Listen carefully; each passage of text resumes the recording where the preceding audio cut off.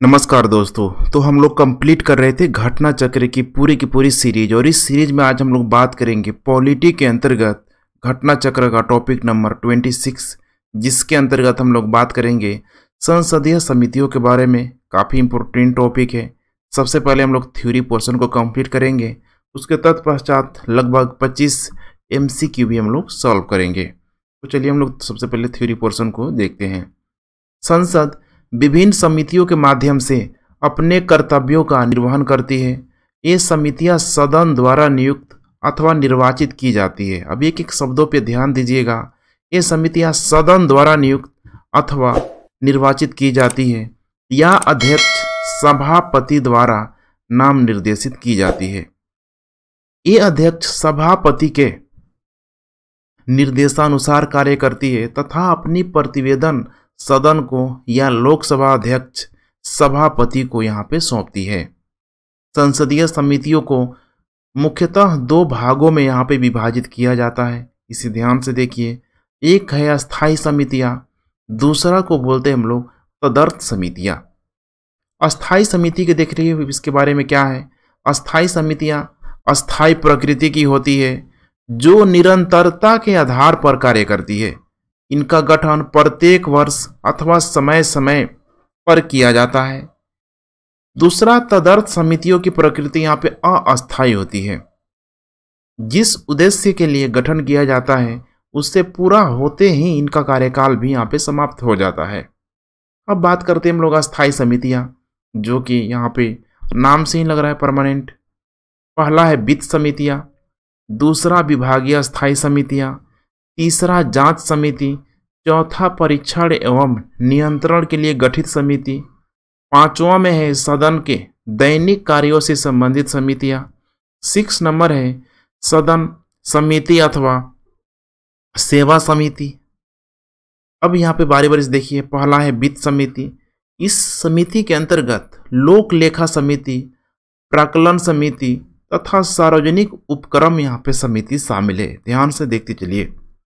अपवाद स्वरूप कुछ समितियों को छोड़कर लगभग सभी अस्थायी समितियों में लोकसभा एवं राज्यसभा के सदस्यों का अनुपात क्रमशः यहाँ पे 2:1 है यहाँ पे, अर्थात लोकसभा का 2 मेंबर, राज्यसभा का 1 मेंबर।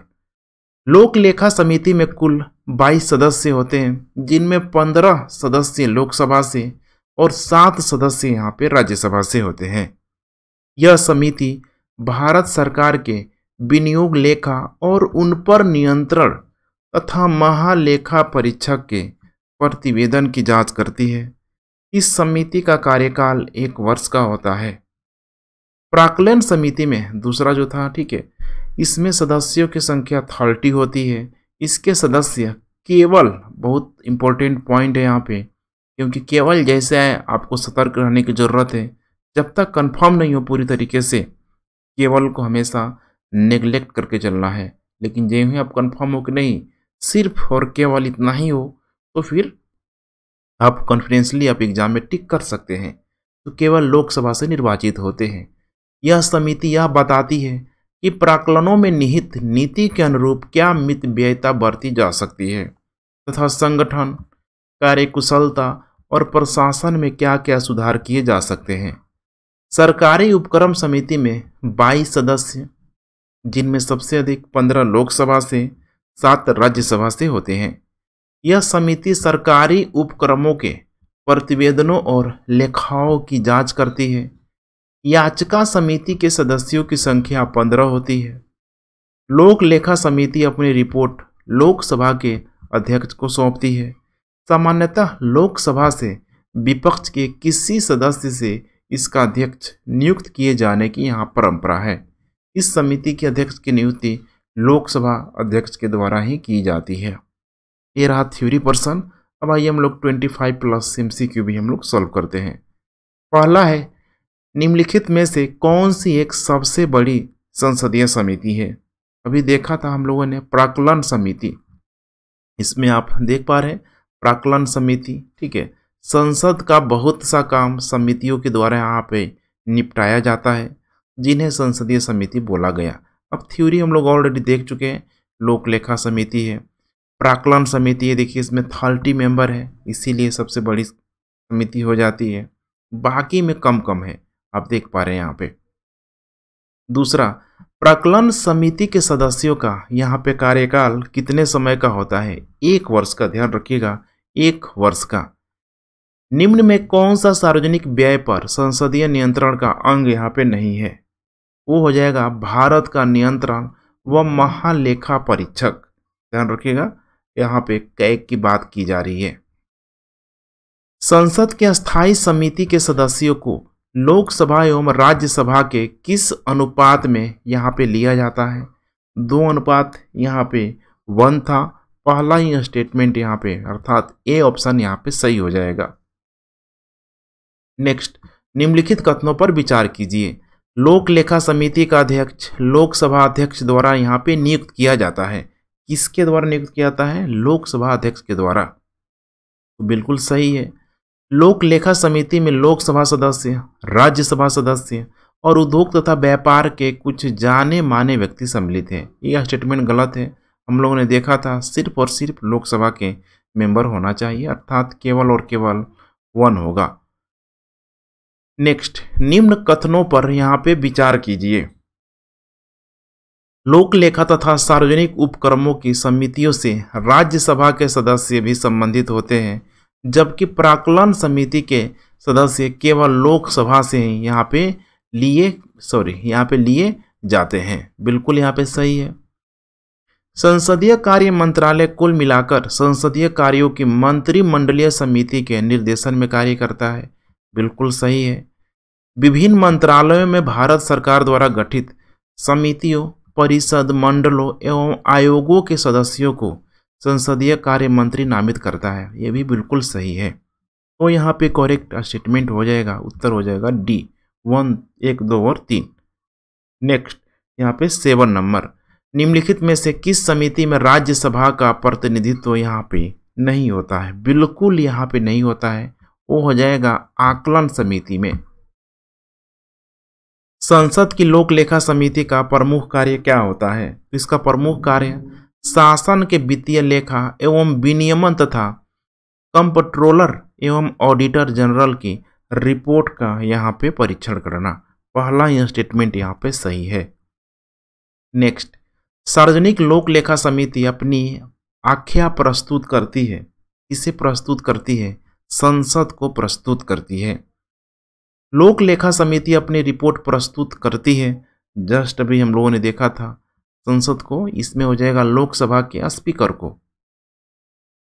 लोक लेखा समिति अपनी रिपोर्ट प्रस्तुत करती है, यहाँ पे स्पष्ट दिया हुआ है, ठीक है, क्योंकि संसद का जिक्र नहीं किया गया है, जिक्र किया गया है लोकसभा के स्पीकर को।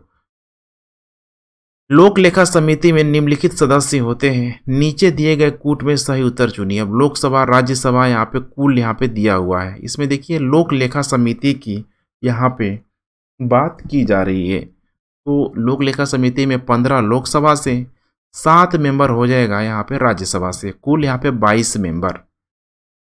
निम्नलिखित कथनों पर यहाँ पे विचार करना है। लोकसभा के अधिकतम 25 सदस्यों से, यहाँ पे देखिए लोकसभा के अधिकतम 25 सदस्यों से गठित होती है। बिल्कुल सही है, यही है लोक लेखा। दूसरा है सरकार के विनियोग तथा वित्त लेखाओं की जांच करती है। बिल्कुल सही है। भारत के नियंत्रक महालेखा परीक्षक की रिपोर्ट की जांच करती है। ये भी बिल्कुल सही है। तो करेक्ट उत्तर हो जाएगा यहाँ पे डी। भारतीय संसद की लोक लेखा समिति के अध्यक्ष को कौन यहाँ पे मनोनीत करता है? लोकसभा का स्पीकर यहाँ पे अध्यक्ष। भारत में संसद की लोक लेखा समिति के अध्यक्ष की नियुक्ति यहाँ पे की जाती है लोकसभा के अध्यक्ष के द्वारा। नेक्स्ट, सूची 1 को सूची 2 से यहाँ पे सुमेलित करना है।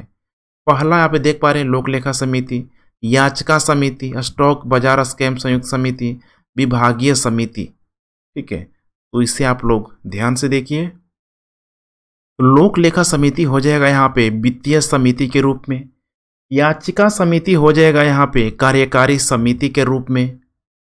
इसके बाद यहाँ पे स्टॉक बाजार स्कैम संयुक्त समिति यहाँ पे हो जाएगा तदर्थ समिति के रूप में।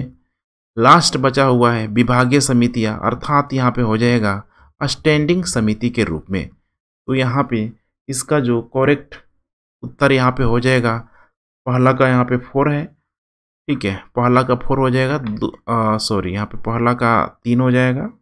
तो इसका आपका करेक्ट उत्तर यहाँ पे हो जाएगा सी, पहला का 3 है, ठीक है, बी का यहाँ पे 4 हो जाएगा।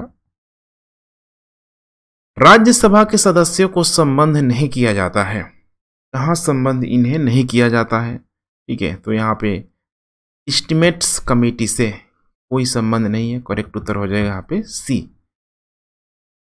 प्राक्कलन समिति संसद के किस सदन के सदस्यों से यहाँ पे गठित की जाती है? प्राक्कलन समिति संसद के लोकसभा के सदस्यों से गठित की जाती है। निम्नलिखित में से कौन सी भारतीय संसद की वित्तीय समितियां हैं? ध्यान रखिएगा, यहाँ पे पूछ रहा है कि वित्तीय समितियां हैं। पहला है सार्वजनिक लेखा समिति, प्राक्कलन समिति, और तीसरा है यहाँ पे सार्वजनिक उपक्रम यहाँ पे समिति के रूप में यहाँ पे दिया है।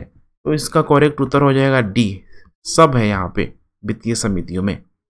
21, निम्नलिखित में से कौन संसद की अस्थाई समिति यहाँ पे नहीं है?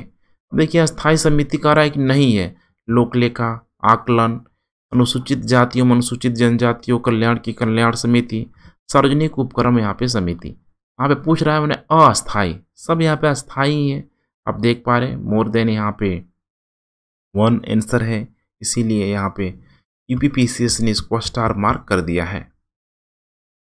निम्नलिखित में से किसके बारे में संसदीय समिति यहाँ पे गठित नहीं की गई है? किसके बारे में संसदीय समिति गठित नहीं की गई है? अल्पसंख्यकों के कल्याण के बारे में।